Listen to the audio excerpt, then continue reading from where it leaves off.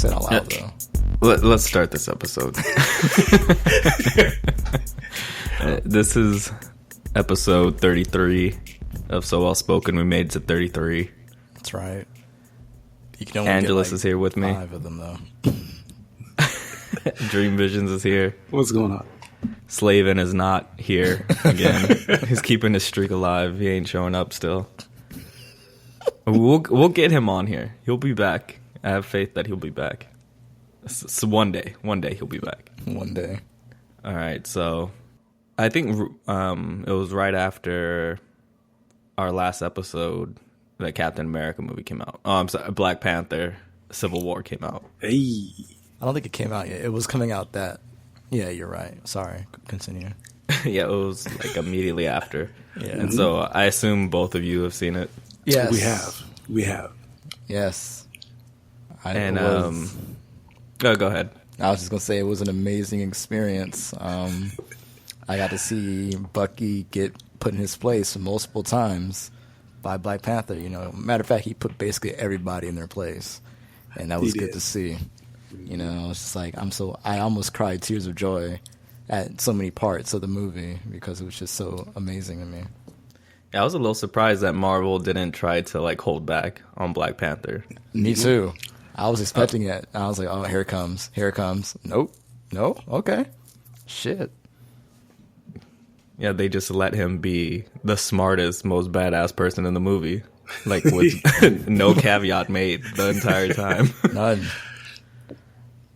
I was just like, damn, this is what I wanted to see. Spider-Man was cool too, but I mean, he was just a cliff note in the novel that is T'Challa. And leapfrogging off of that, Ryan Coogler is directing the standalone Black Panther movie, which that sentence in and of itself is a miracle. Yeah. Lupita Nyong'o is rumored to be in talks to be added to the cast. Yep. Which is crazy. Mm-hmm. And then Michael B. Jordan is also rumored to be in negotiations to being added to the cast, which is fucking crazy. And then the fucking like guy who's having the best 12-month span ever, John Boyega. Yep. Mm-hmm. Boyega might be added to the, which is like, god damn. Yeah. Like all every young, Idris, promising black actor. Just got to get Idris and Denzel in there, man. At least a cameo. Yeah, and get Sam in there as a cameo as well. Shit, man. People might be shook as fuck on this movie. That is like... Yeah, man. Like I told It's like Dreams, not real. It's hard to believe. Yeah, like I told Dreams, man. I'm coming to the premiere in a full dashiki, man. Just koofy and everything. I'm just going to be just African down that motherfucker. Like, we here. Walk up to the fucking ticket lady. You know why I'm here. Like, don't play games with me. You know why I'm here. You know what I'm trying to see. Don't even ask me. Just give me the ticket for 2. Mm-hmm. X-Men comes out this weekend. So? Yeah, so that cast for Black Panther is pretty crazy. I'm going to go see it. Yeah, absolutely. And I'm talking about X-Men. And like that, it's just been killed. This is what happens when you bring up the X-Men at this point. You're right. Back to Black Panther, Civil Yeah. War. It's a great movie. I was happy to see Dora Milaje in there as well for that split second where she told Black Widow, either move or you will be moved. Woo. I was hoping that she would be moved, but... I said, damn. Yeah, I was like, woo. About to get them hands. Bro, like when she came on screen for those fucking 5 seconds, I was so hyped. You don't understand how hyped I was, man. Like the young woman I went with, like I was sitting there shaking her like, oh shit, like the entire time. Mm-hmm. I was just like, yo, she's gonna beat this woman up, and then she did it, and I was let down a little bit. You know, I was just gonna say I really enjoyed his portrayal of Black Panther. I think like most people, you know, there was a little bit of anxiety, perhaps, you know, as far as how it would look. I guess we knew how it would look from the trailers, but you know, in terms of like how the character would be portrayed and presented, over the course of the film, and then in leading into, Black Panther coming next year. And, it was just, it was so refreshing. I feel like he was the star in every frame that he was in, every scene that he was in. He just commanded such a presence, just the style and the presentation, even the articulation of the brother. It was just, everything was good. So I'm really excited about where they're going to go with that. I was excited to hear about, like you guys had mentioned, the upcoming casting for the next film. And I believe I read something like 90% of the cast is expected to be, Black, African American, or whatever. And so, it's a good time. It's a good time to be alive, especially coming after, Chris Rock having to do his "Where the Black Actors At" spiel just a couple of months ago. Now we're seeing Black Panther, who I don't know if anybody thought we would ever see, just a couple of years ago, on the big screen, doing the damn thing and looking regal and well spoken. It was good. Like every scene, literally, he basically took over the scene. Like he was the best thing in every scene that you saw him in. I mean, hell, even like when he wasn't wearing his suit, he still dominated the scene. Like when he beat up Bucky without his suit, I was like, yes, this is what I paid for. This is it right here. I feel it. Like this is all I wanted in a movie. Thank you. Took me 29 years of my life to get here, but it was worth it. It's amazing. And like when he fought Hawkeye, and dude's like, "I'm Hawkeye." He's like, "I don't care." I was like, "Yes." I was like, "Yes, this is what I want." That's amazing. It was a great film though. Like even like just as a Marvel film, like just temporary putting aside the fact that Black Panther was the coolest thing in the movie. As far as like Marvel films, I put this in the top 2. Only thing that I thought was better was Winter Soldier, and I don't really think that it was better.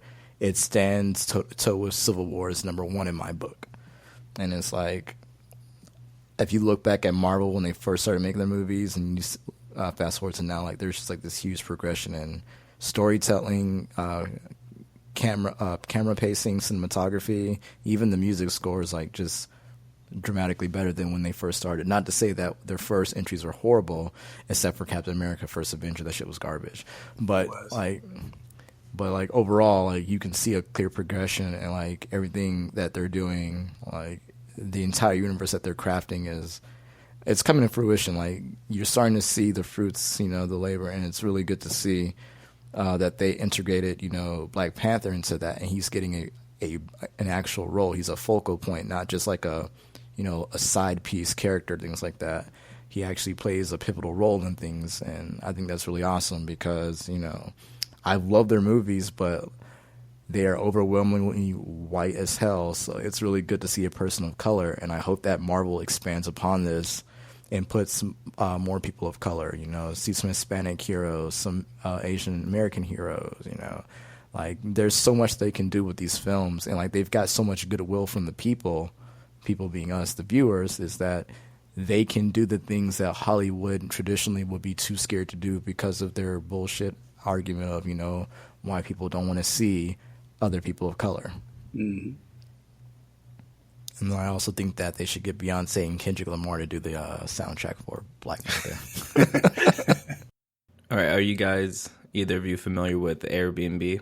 Yes. I've used it a few times. Well, I've attempted to use it, I should say. I don't really get great results because of the color of my skin. That's what I wanted to talk about. There's an article by NPR where they discuss the hashtag AirBnB While Black. Yeah, that's a thing. There's a young woman who is in her early 20s who had some criticisms about Airbnb, saying that she would very frequently get declined after making a request to Airbnb someone's place. They would hit her with the excuses like someone just booked it, or one of their regulars popped up out of nowhere saying that they needed a place to stay. And so she got suspicious. And so she ran it by her friends. And their immediate reaction was, well, you use a picture of yourself. That's your mistake. So she's like, I was getting responses like, oh, yeah, that's why I don't use my photo. It's like she was the last person to hear this. So she changed her name on Airbnb, her username. And she changed the photo she used from a profile picture of herself to a landscape of the city she's from. And then she said she hasn't faced a problem since. She hasn't gotten a last minute cancellation or a rejection through Airbnb. I would believe it. I mean, I haven't used it that much. I've only used it like 4 or 5 times, but those 4 or 5 times I've used it, it's been a pain in the ass. And I'm just like, all right, I'm just going to get a hotel. This is ridiculous. So, I mean, like I said, I don't use it enough to really say, yeah, it's because of race in my situation, but there is a clear undercurrent of it being a racial component to it, being the main principal reason why black people are having so much trouble with Airbnb. And it's like really undeniable. It's ridiculous. But at least we're post-racial, guys. Imagine if we weren't. But like, I follow the hashtag a little bit on Twitter, and like you said, Moris, a lot of it's the same excuses being levied. You know, last minute delays. You know, regular popped up and needed the place, or it just got snatched up from the time you saw it to the time you pressed the button to request it and type in hello. You know, I'm looking to stay there.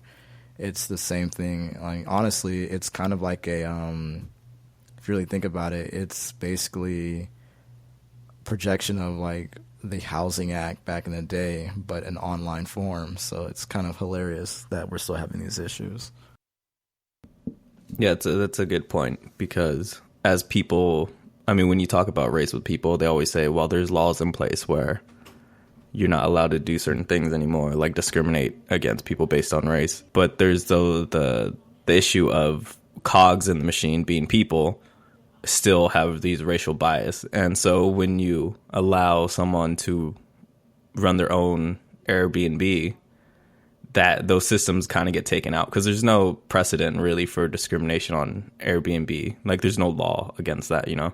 So this kind of magnifies the existing prejudice in people within our society. It makes it really easy for someone to continue to discriminate against people. Yep. And these aren't people, you know, these aren't people outside of our society. These people have jobs too, you know, like these people are police officers, and these people work at banks, and they own small businesses. Like, these ideas don't go away when they clock in.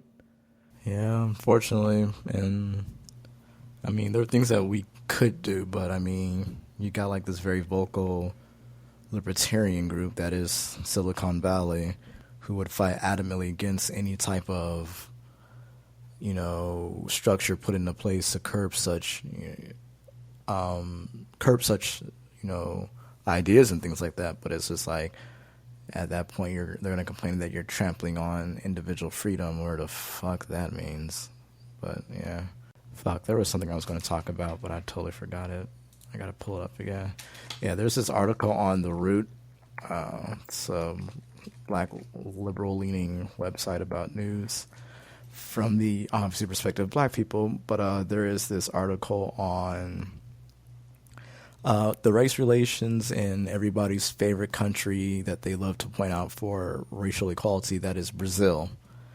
And the article is basically saying that it's kind of actually a magnification of America in some respects. It's when famous or rich black people make it in Brazil, they no longer date black. And I was actually more focused on the comments that were kicking in. I can't find it right now. I'm looking for it.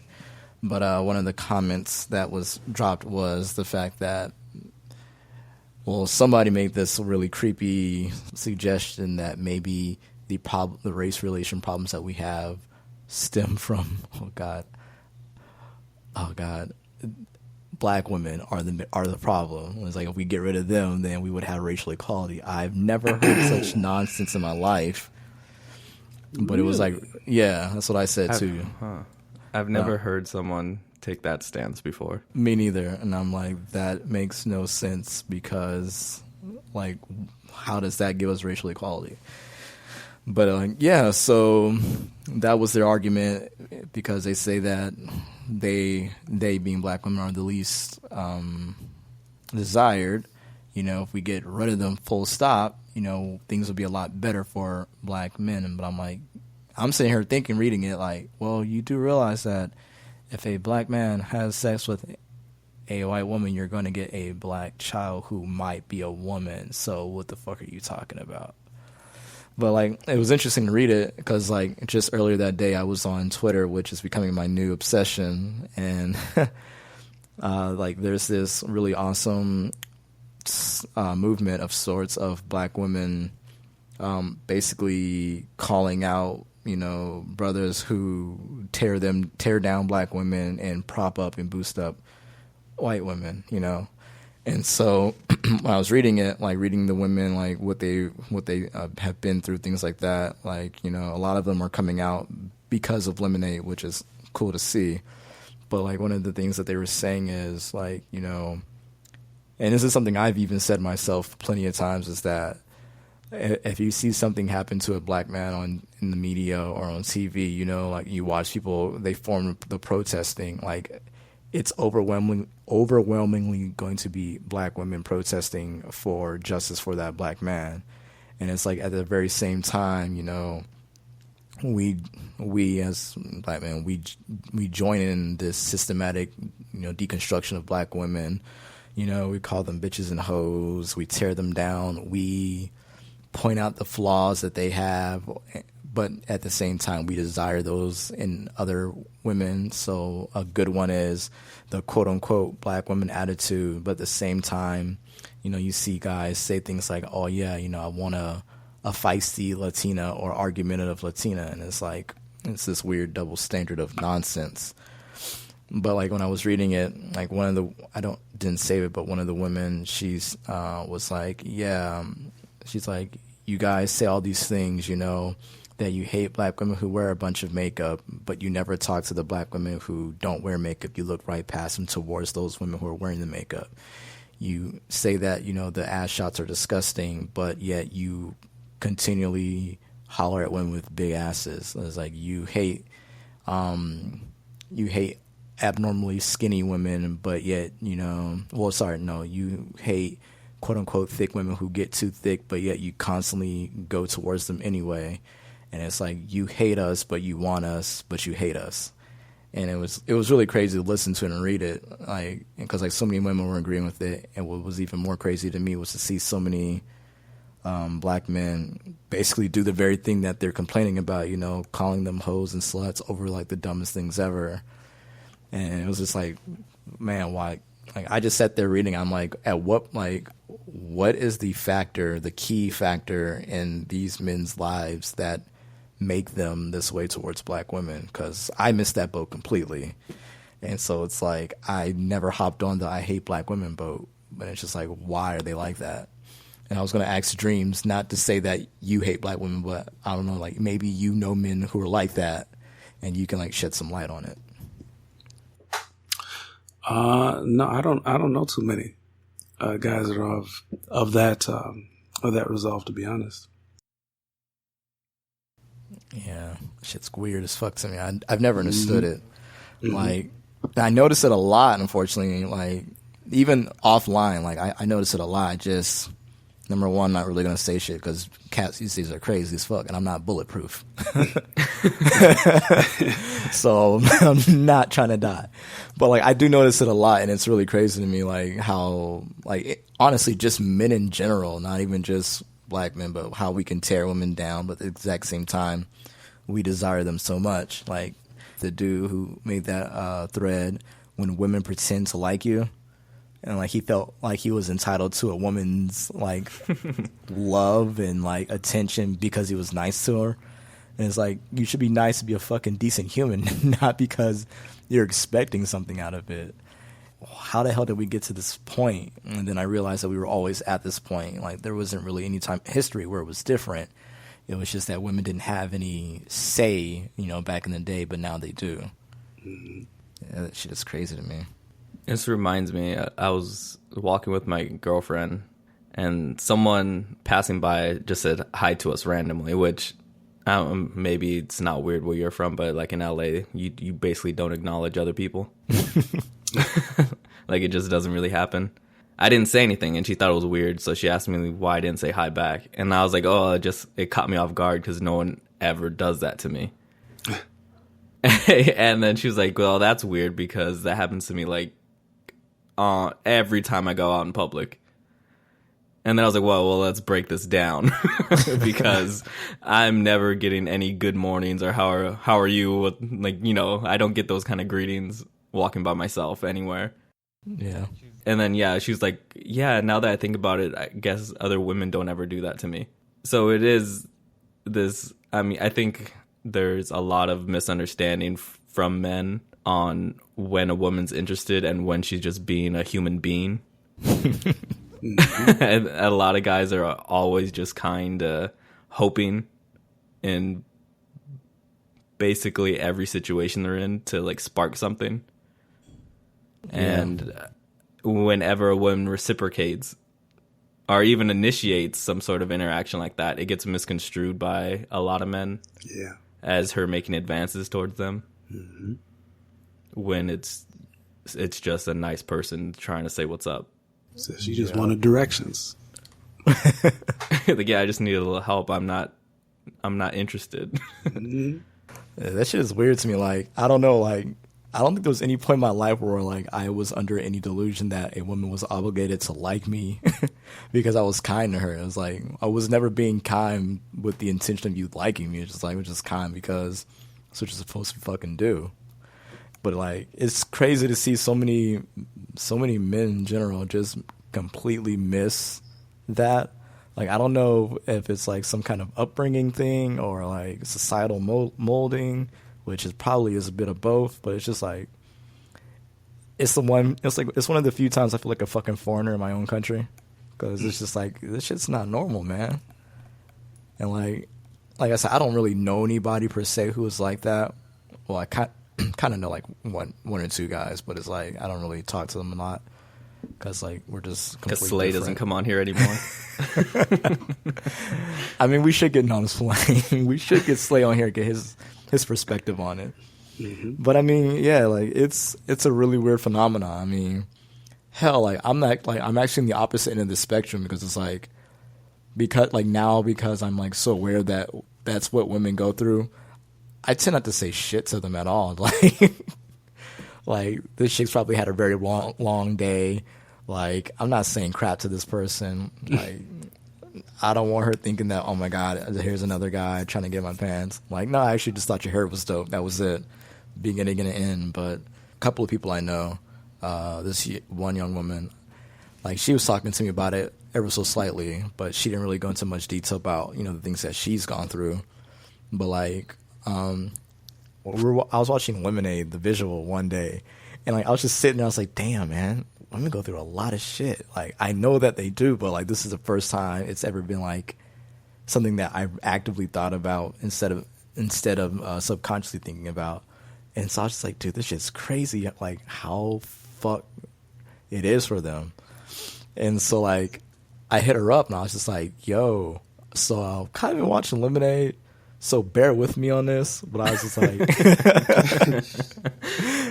like, bear with me. But, I was like, I'd never realized the amount of stuff that y'all go through as a group, especially as Black women. It's like, I was aware, but like, it just was like a passing thought for me because I'm a guy, so I'm removed from it to some degree. And I was like, it's really crazy, especially for you as a Black woman, like, just looking at this visual, it's amazing how often Beyonce mentions the fact that, throughout her life, she's encountered men who want her to change, to be more submissive, to not be vocal about problems that they're having, things like that, or to play up the strong Black woman narrative so she can't really express herself the way she needs to sometimes. And so I was like, that's fucking crazy that, you women go through that. And I'm like, I would love to listen to, I would love to hear and listen to, you know, your past and like how dudes have approached you with that. And at the very same time, you know, it's like, I respect you so much for the simple fact that you did not succumb to, you know, that pressure from both men and society to be this basically submissive thing in order to please men who really didn't see you as a person, but rather as like an ornament or like, you know, an accessory. And I was like, you know, it's like, it's really amazing that you were able to keep your sense of self and your, you know, your self-worth throughout all that. And I was like, honestly, had that been me, I don't think I would be able to have weathered the storm nearly as amazingly as you have. And like, and then you start thinking about like all the women that you've encountered in your life who go through that, and it's like, damn, that shit is crazy, man. Yeah, we as men, it's pretty crazy how coddled we are by the society we're in. It really is. Like, damn. Like, we're allowed to be really flawed people without really unapologetically flawed. Yeah. Like, we could be shitty and not attempt to fix ourselves. And nobody calls us out on it either. It's just like, oh, you know, boys are being boys. And it's just like, it's fucking crazy. Yeah. Like, and it's on so many levels too. It's like, you know, like from simple things like just everyday interactions with women to like full on rape. Like, it's excused. You know, like, look how long it took for rape to actually be a crime. And it's just like, damn. Like, that shit is crazy to me when I think about it. I'm just like, this makes no sense. And it's like, how can any sane person look at this and be like, yeah, you know, this is okay. But like, so many people rationalize it and justify it. And it's just like, what the fuck, man? A part of that discussion that really has always seemed really weird to me and really makes me upset is when people try to get men to sympathize with female victims of crimes by framing them as, what if they were your daughter or your mom, as if their significance as a human comes from their relation to some man. Mm-hmm. Yeah. Like, no, it doesn't matter if it's your daughter or your brother, or it doesn't matter the relation to you. It's that it's a human, it's a person. That's why it's an issue. Yeah. But the fact that you have to make that leap, like, well, what if it was your daughter or your wife? And that's what gets some men, like, that isn't even like a thing that convinces everyone. Yeah, because some of them just go, well, where was she at the time? And it's like, holy fuck, man. Like, I would never let my daughter go there. Yeah, it's like, you're missing the fucking point completely. Yeah. Man, men are shitty. Yeah, we are very much so. But if you say that, you know, you get that segment who goes, oh, not all men. And it's just like, well, if, you know, or like, oh, I'm not like that. Well, it's like, well, if you know you're not like that, then you don't need to stand up for everybody else who is, because, you know you're not like that. So you don't need to fucking be this fucking white knight for a bunch of shit people, man. Like, I've always hated when people do that. Not all shit. And it's like, well, no fucking duh, not every single damn last person. But we live in a patriarchal society, so it's pretty safe to fucking say damn near everybody. So, and it's, I don't know, like, I hope with every fiber of my being that things get better, but it's going to be a long time, simply for the fucking sad fact is it's a bunch of old men who are in charge, and it's like, you know, they're the ones who write our laws, they're the ones who, you know, shape this country, and they pass it down to their sons and then their sons and their sons. And it's like, how do you break that cycle? One of the ways you can do it is by putting more women in positions of power. But again, that's still dependent on men voting them into that position of power. And even then, it's an uphill battle for women, because just like being a minority, you have to be twice as good in order to get that position. And if you fuck up even once, this is going to be like, it's not going to be, you know, like, oh, well, you know, this, you know, quarter was pretty bad. It's just going to be specifically because of what you are not, as in compared to these old white men or old men. And that is either your race or your sex. And so it's like the biggest uphill battle ever. Well, in Baton Rouge, the Louisiana House agreed to block strip clubs from hiring dancers under the age of 21. Do you see this? Yeah. I did not. Yeah, it was as an effort to stop human trafficking. Yeah. Oh. Didn't they also, wasn't Louisiana the place who put the weight limit on women, on strippers too? It was a joke. Oh, okay. I was about to say that was one of the so representatives, Kenny Havard, proposed an amendment to the age trafficking bill that would limit strippers to be between the ages of 21 and 28 and no more than 160 pounds. Well, thank God that was a joke. But, I mean, that law as far as the age thing, I don't know how to feel about it, to be honest. Like, I never want to be that kind of person who tells women what they can or cannot do when they reach the age of 18. I honestly don't feel like this is really going to curb, you know, the trafficking nearly as much as they think it is, because it's like, okay, fine. So they're not going to go kidnap, you know, women who are 18 years old. They're just going to kidnap 21-year-olds to do the exact same thing.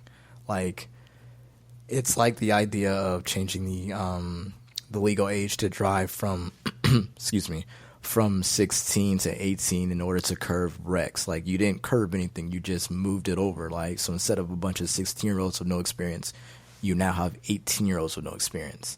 The same thing, in my opinion, applies here. Like, okay, cool. So no longer are 18 through 20-year-olds being kidnapped and abducted and put in strip clubs. You now just have 21 and up being kidnapped, abducted, and put in strip clubs against their will. Like, you didn't really fix the problem. You just basically put a Band-Aid on a freaking shotgun wound.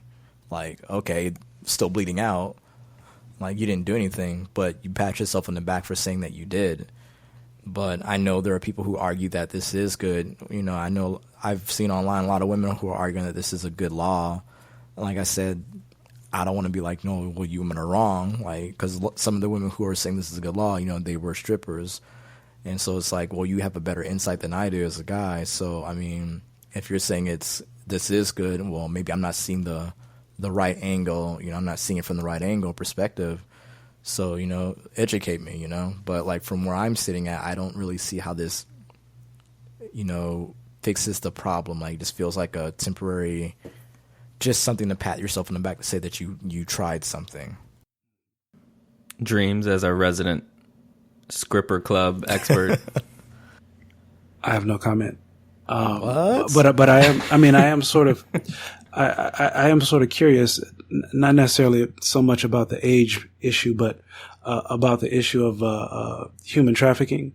I'm not sure how big of an issue it is there, and I'd certainly be interested in knowing a bit more about human trafficking in their state. I know in my home state of Ohio it was actually a pretty big issue, and sort of something that slipped under the radar, not necessarily something that one would associate with the Midwest.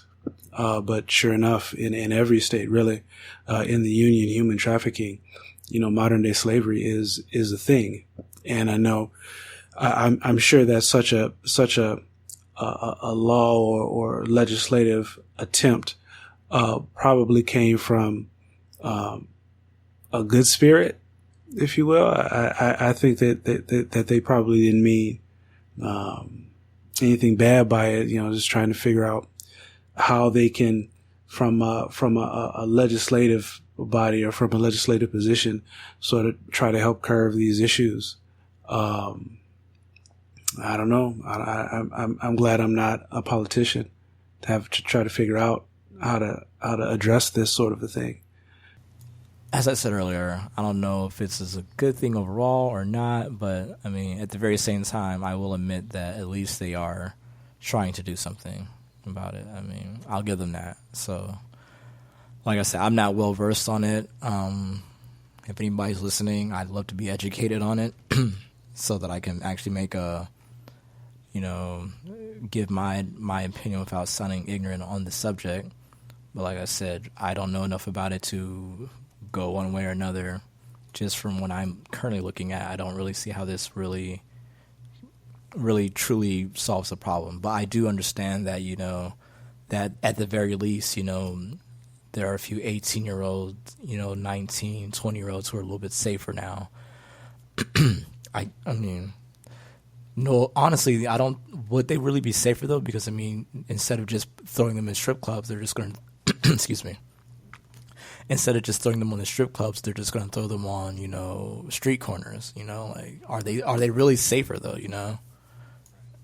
So that's where I'm having the conundrum that I am of thinking one way or another, this is good or not, or not good, or I should I should say, does this solve anything? I should say it would be the more accurate thing. Like I said, if it does, then awesome. I hope that hope that they continue to do good on it. I mean, no law is perfect when it's put into effect. You need to put it in there and see what's working, what's not, and then go from there. So it's not like I'm chastising them for doing this at all. So, all right, I have this video to share with you guys. Word. I put it in the chat. All right. Let's see here. Oh God. Oh man, I'm always weird these kind of videos. Just looks like fuckery. Should be good. Oh, okay. All right. I told him I was gonna kill him all that with a gun if he didn't get out of my house. 11-year-old Chris Gaither was home alone Wednesday morning when he heard a noise. Someone had broken into his house. Scared, Chris grabbed a 9mm handgun. When he was coming downstairs and told me he was gonna kill me and F you, all that. The intruder made it out the front door with a hamper in hand. That's when Chris started firing off bullets. As the intruder was to jump this fence, Chris's 12th and final shot hit the bad guy in the leg. I shot through a hamper that he was carrying, and it was a full metal jacket bullet. I went straight through the bag and hit him in his leg. And he started crying like a little baby. A baby that learned his lesson. When I pulled the gun out on him, I guess he didn't think it was a real gun because he didn't worry about it. He just kept on walking. The police have not released the name of the suspect, but Chris's mother says this man has robbed their house before. They don't know him personally. Chris credits his stepdad for his shooting skills. Yeah, I play zombies for target practice. Turns out there's more than a basset hound on guard. Oh boy. I hope you learn your lesson from coming to this house trying to steal stuff. In Talladega, Kyle Berger, WVTM 13 News. Huh, okay. Well.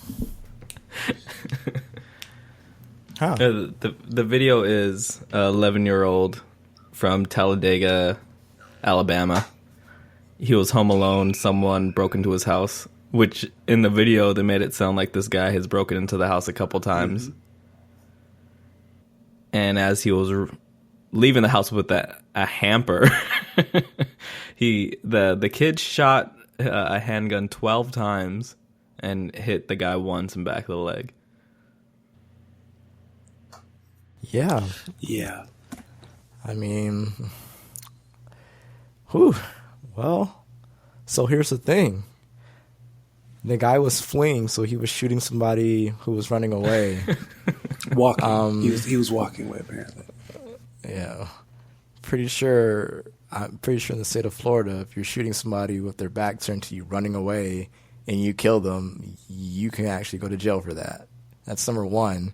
Number two, the fact that this kid is so calm about it is creepy as shit to me, man. Like, just like, yeah, came in my house, shot him 12 times, shot at him 12 times. Like, there's like no sense of fear. Like, oh my God, I could have taken a life. He's just like very nonchalant.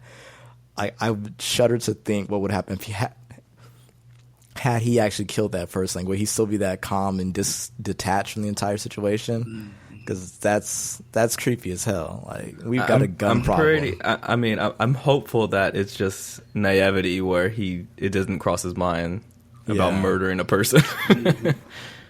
Where he's just happy-go-lucky about the situation. Yeah, because like I said, had he killed that guy with one of those bullets as he was running away from his house and no longer a threat, well, actually, if he was black, he probably would have been hailed a hero. But like normally, under the stand your ground laws, that kid would actually be in the wrong, because it's like that person no longer posed a threat to you, and he was running away, no longer a threat, and you decided to unload on him. And it's like, yeah.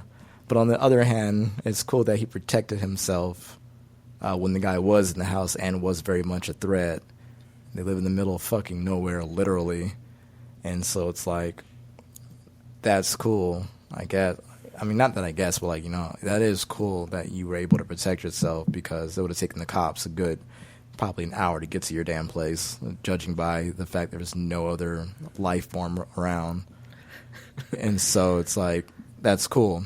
Like, yeah, I've always had like this very weird love-hate relationship with guns and gun ownership and using them under the guise of home protection. I own one gun, but I just go to Target range for it. That's really about it, because I find it fun. But it's like, I live in a city. Like, if you're going to break into my place, there's like a police station right down the road. You're not going to get too far, But like for people who live out in the country like this, then yeah, I think that I can understand the need for protection, because you are in the middle of nowhere, and if somebody does happen upon your residence, shit can go sideways. But it's like, at the very same time, just having the gun there doesn't necessarily mean that you're protected. It could also be used against you just as easily, which makes things worse.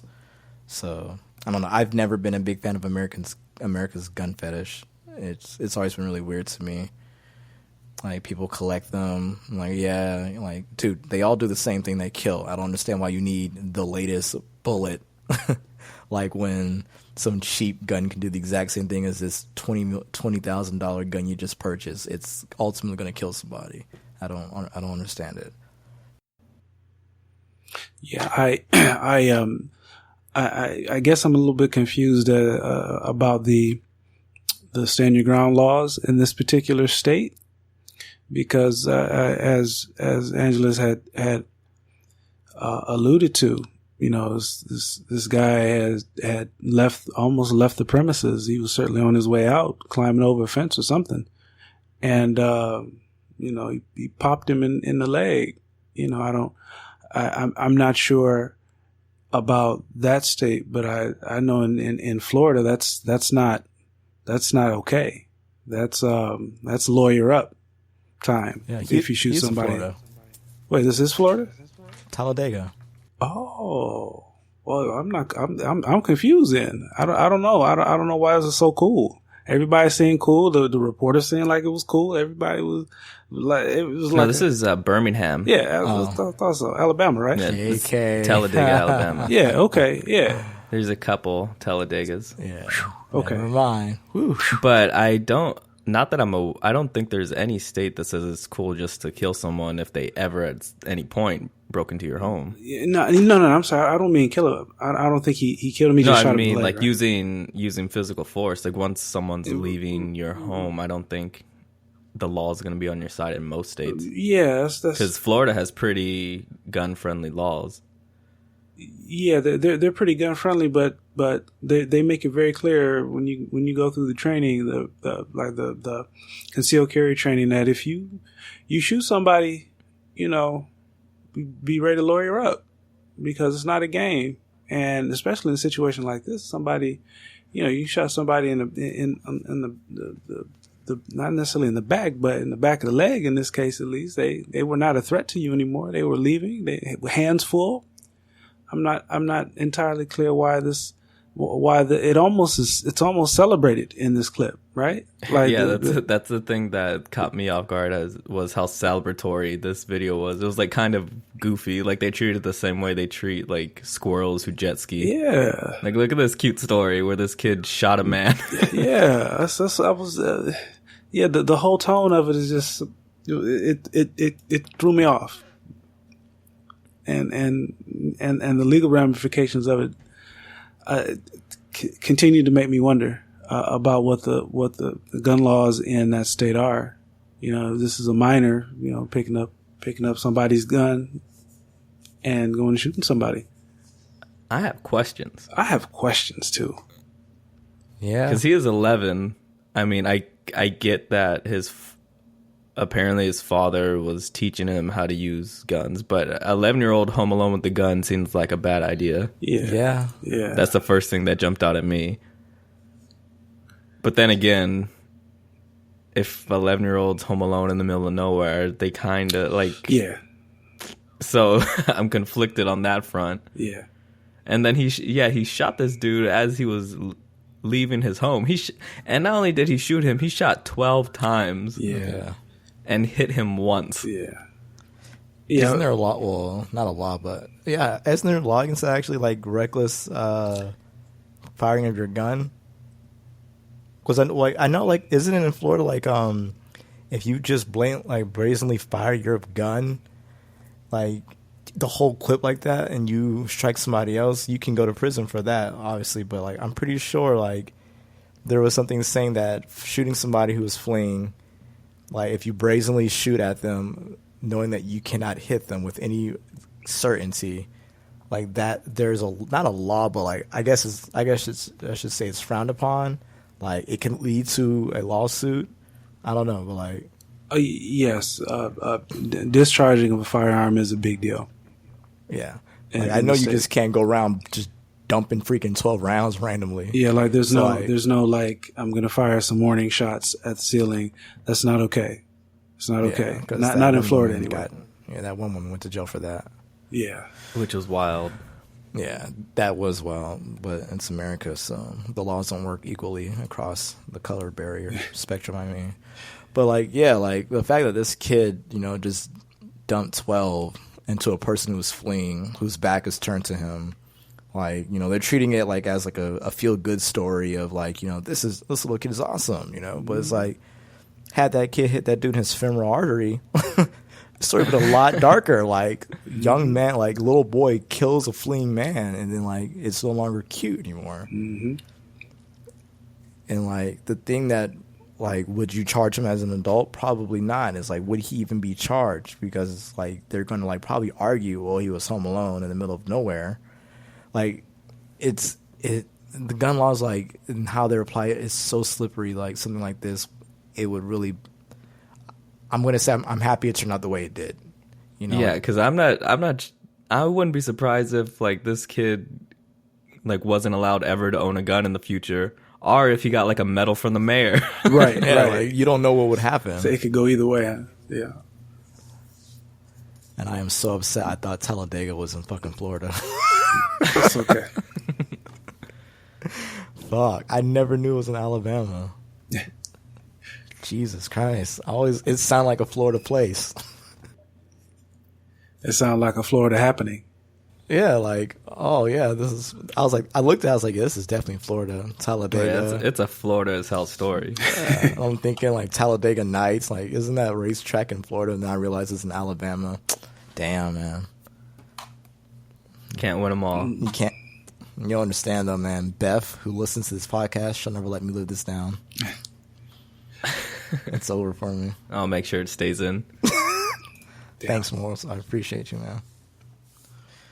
But yeah, I mean, like, the shooting shit is crazy. It's like,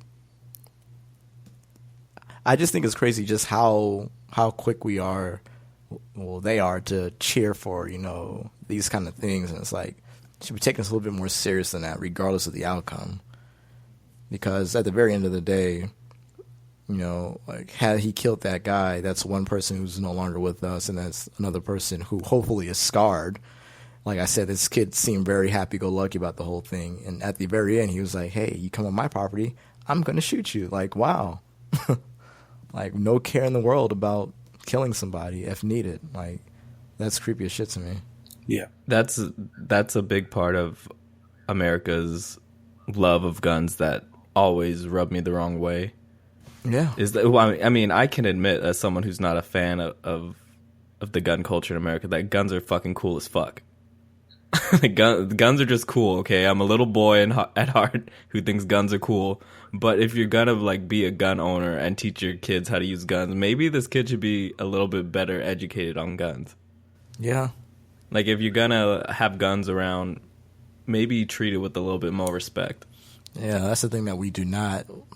do here in this country. It's just like they're seen as toys, like literally, like guns are seen as toys, not as life-ending devices that in the wrong hands can kill, but rather like some kind of rite of passage to be, you know, a quote-unquote American. You know, it's like they're collected like Yu-Gi-Oh cards and shit like that, and it's like people, there's this disconnect from, you know, like somebody said, like there's a disconnect from the action, the owner and the actions that they use when they have a gun, and how when they have the gun in their hand, they see everybody else as a potential enemy.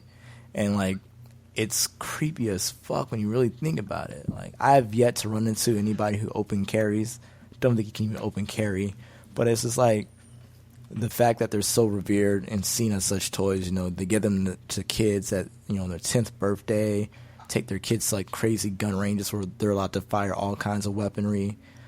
Like that one sort of little girl whose father took her to like one of those ranges where they're allowed to shoot illegal firearms, you know, like fully automatic, things like that. And she had an Uzi and she pulled the trigger and she couldn't control the gun because she's like freaking 7 years old. So she accidentally shot the instructor in the face, killing him. And it's like, the reactions to it is like, oh, you know, sometimes that happens, you know, like it's an unfortunate accident, which is like a reoccurring word that they use, statement that they use, you Whoops. know, yeah, like it's like, whoops, like what can you do? That's the price of having our freedom to use guns. And it's like, okay, so none of you here are like, wow, this is pretty fucked. Like, this is some basic third world country type shit. You know, it's like, this does not happen at such a regularity in any other developed country. And everybody's main argument is, well, you know, look at insert third world country here. They're just as bad as us. And it's like, why are we not comparing ourselves to other first world countries in the first place? But like, America's fascination with guns and their blatant like disregard of human life at the cost of a gun is unnerving as shit to me. They're murder tools. Can They we really treat them are. like murder tools? It's like they serve no other purpose other than to destroy. And it's like, people go, oh, well, you know, some people go hunting, yeah, to kill an animal. Like, oh, you know, some people shoot, you know, like skeet disc. Like, yes, you destroy them. Like, it serves no other purpose. Yeah. Nothing. You don't open your food with it. You don't open cans with it. Like, you don't use it to trump your freaking lights. Literally serves one purpose and one purpose only. Yep. And so like, it gets really frustrating when they say shit like, oh, it's like a car. Like, no, motherfucker, it's not like a car. Mm-hmm. Nobody buys a car to run somebody down. Like, that's a waste of money. Yeah. You know, it's like nobody. The car comparison gets me because it does, man. Because guns aren't regulated at anywhere near the rate cars are. Fuck no. And then they I don't even trust myself around a gun. Yeah, and like Really? they even I'm not like, mature enough for a gun. Oh, that's another thing is like, not everybody is mature enough to handle a gun. But like I said, you can go to Walmart tomorrow and get a gun like it's nothing. And it's like, dude, you got to go through more legal hoops to get a fucking car in this country. You got to go through more legal hoops to like freaking to buy certain knives in this country. And it's like, what the hell? Like, getting my iPhone took more work than getting a gun. damn. Like, damn. Yeah. I see all those photos people post online, like people standing in a Starbucks with their freaking AR-15 to their back, and they're like, you shouldn't be scared. Like, why the fuck not? Yeah, that's fucking scary. Yeah, it's like, oh, they're just exercising their Second Amendment. I was like, well, no offense, but I can't tell the difference between a quote-unquote patriot and a mass-murdering psychopath in the making. You look exactly the same to me, white with a gun. Like, Damn. if I see that, I'm dipping out, like, immediately. Yeah. I'm not going to sit there and wait and go, well, maybe he's just, you know, protecting his family from the boogeyman that is whoever the fuck he's protecting his family from. Nowadays, Yeah, that's fucking nonsense, because Yeah. when the Black Panthers had guns, it wasn't, look at them exercise their Second Amendment rights like true Americans. they're like, holy shit, we need to get some laws in place right now. Yeah, it was look at those radicals with murder tools. They fucking got laws in California in place so quick. I think it was like the same fucking week. They're like, whoa, Probably. like, this shit cannot happen. But like, yeah, I mean, to me, the gun thing is just the weirdest shit ever. It's like, I mean, look at George fucking Zimmerman. Like, he's selling his fucking gun that he used to kill an innocent boy, and people are like, oh, they're clapping for it and shit like that. Like, that's a whole nother thing of racism and bullshit. But the overall thing is like you're celebrating the extinguishing of a life with a projectile weapon, and it's like, what the hell, man? Yeah. That particular situation sort of caught me off guard. I guess it was this week as well. The boldness of it. To put the firearm on gunbroker.com and to have the description talking about this weapon of renown, piece of history. This piece of American history. Really? What the fuck? Yeah. That's just like subhuman. It really is. And then he made that statement that Trayvon's parents didn't raise him right. Man. Yeah. I swear, man. Like, if black people were nearly as dangerous and violent as white people say we are, we would have been killed this dude. Like, he would have been gone. Like, he would have been gone the day after he killed Trayvon. Like, his life would have been over. True. Like, it's ridiculous. Like everybody who defended that dude, like, all the racist motherfuckers who defended him, like, they're nowhere to be found anymore. It's like, where the fuck are you people now? Because everybody knew this motherfucker was a problem when they pulled up his history and saw that he had a history of violence. Mm-hmm. But everybody's like, well, Trayvon should never attacked him. Well, he should have never followed the boy and got him scared in the fucking first place. Just set his old fat ass in that fucking car and just go home. Mm-hmm. So, like, it's ridiculous, man. Like, I hate this country sometimes, but like the fascination with guns, like how brazen the country is with guns as regards to, the murder rates that happen with them, both handguns and, rifles of various nature. The fact that we dismiss these deaths so easily, like, that shit's, I don't think that shit's normal to me, man. Like, that just comes from like years of desensitization, like not giving a fuck. Like, it's weird because it's like, I said this during the San Bernardino thing when the FBI wanted to unlock the iPhones, and people were like, oh, think about the 14 people who were killed. And I'm like, okay, so let's talk about guns. Think about the 20 fucking children who were killed. And then suddenly it's a different thing altogether. Mm-hmm. America's crazy, man. Yeah. That's basically the takeaway. Yeah, as I guess I'm the only a firearm owner on the podcast, and I just told you I had a gun. I am very much in favor of whatever regulations they can think of, whatever regulations they can get passed, because there's, it's just too much. It continues to be too much. Too many deaths. Too many mistakes, too many accidents, too many intentional murders and mass murders. And, it baffles me that the resistance to, the variety of sensible, regulations, that have been suggested just continues to baffle me to this day. It's almost like a visceral reaction that a certain segment of gun owners seem to have or seem to get when the topic comes up. It's just, it's just sad, man. It's sad that people put themselves and their hobby, and it is just a hobby at best, ahead of the lives of all of these people who are going to be killed this year. Deaths that probably would have been preventable and prevented if some of these regulations had the opportunity to see the light of day. Yeah. I mean, yeah. It is sad, man, because it's like the thing that makes it the most annoying is like, in this country, like you always hear like a certain demographic more so than others, political demographic, I should say, always complaining about, senseless American deaths. Americans are always dying. We're dying. And it's like, well, one of the big contributors to that senseless violence and death is guns. It's the same thing that you adamantly protect.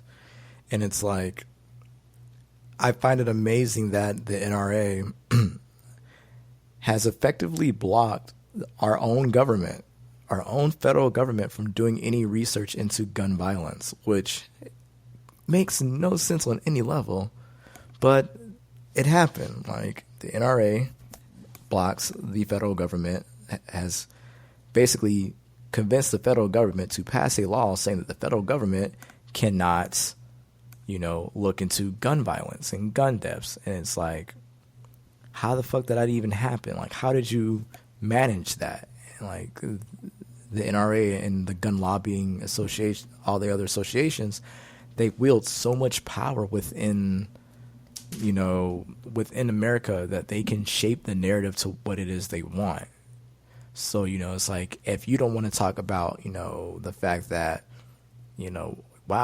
mass shootings happen at a very frequent rate, a regular rate, then you can't research it because they've just put that under the umbrella of things you cannot research as a government entity. And it's like, I think we're at the point now that even the most, well, I shouldn't say the most, but like sensible gun owners are realizing that, holy shit, this is fucked. Like Dreams was saying, he's a sensible gun owner. He is for regulation, because at the very end of the day, this doesn't stop Dreams from having a gun, It doesn't. Like, he might have to take a class, he might have to buy safe, but I mean, the pros outweigh the cons by a vast majority. The only con is, oh God, I got to spend $50 on a fucking safe. Well, okay, boo-hoo. You can't get a steak that day. But the pro is, like, your child can't get to that gun just so easily and shoot his sibling's face off. Like, why would you fight against that? And you hear this constantly. Oh, I teach my kids gun safety, or my kids know not to do that. But you see in the news every day, kids find their parents' guns, either shoot the parent or shoot their sibling or shoot themselves or shoot somebody completely unrelated. And it happens. We can no longer say that it's an isolated incident, which they love to say. These are a frequent and reoccurring thing that have happened decades upon decades in this country, if not longer. And so it always kills me, like when we have these mass shootings and things like that, that you hear these people, their same retort that they always go with, this is tragic, unavoidable, but tragic, it's heartbreaking. And it's like, no, this really could have been avoided, actually. It could have been avoided full stop, had there been some kind of system in place that would prevent such, because we're not the only country that has guns. So it's like, quit pretending that we are like this completely, unique fucking country that it's just, oh God, it's just so hard to control. It's like, it's not. There are countries where every citizen gets a gun, but yet they have, by population, they have way less gun violence than we do. So, you can't say that it's impossible to control, because it is. It just takes time and people willing to do it. Mm-hmm. I mean, like, we, right now the narrative is, Muslims are so dangerous, but it's like, no, like when I go out, I'm not worried about a Muslim. I'm worried about if this white guy's got a gun. Like, it's like the biggest terrorist group in America are not, people of Middle Eastern descent. They're, unfortunately to say this, they're white people. Like, that and police. I'm going to go with police, actually, but they're the second biggest, and it's like, we've had more people in America killed by, mass shooters than we've ever had by people of Middle Eastern descent. You know what I mean? Like, by a huge number, like by a huge margin. Like, yes, you can point to 9/11, but I can point to the freaking 30 or 40 mass shootings that have happened since then that eclipse that number that happened in 9/11. 9/11 was done by like a couple of people. These mass shootings are happening at a reoccurring rate, I should say, and they're happening with such frequency that you can no longer say with ignorance and like with confidence that it's an isolated incident.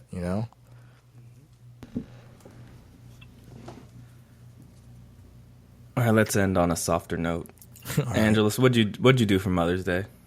I took my mother to Outback and I let her get anything she wanted, and then I took her shopping to buy whatever she wanted. What a nice guy. I try, man. Dreams?